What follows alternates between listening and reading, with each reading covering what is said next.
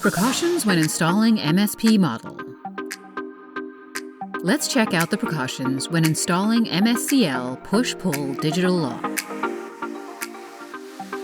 This is how to change the direction of the mortise latch. First, remove the plate and latch. After rotating the latch 180 degrees, put it back and reassemble the latch and plate. These are the precautions when installing the handle shaft. Check the in and out of the handle shaft and insert it from the outside in. Insert the fixing pin into the hole of the shaft from the inside. Next, this is a warning when connecting the PCB connector. When inserting the wafer, insert it with the upper protruding part facing up. Now, insert the wafer all the way in so that the PCB connector can be connected.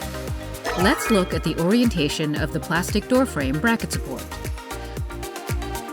When installing door frame bracket support, install with the heavier side facing down.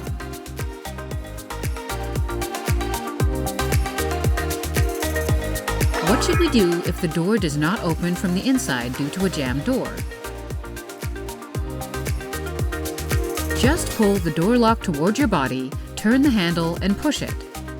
After the door is opened, be sure to reinstall the door lock.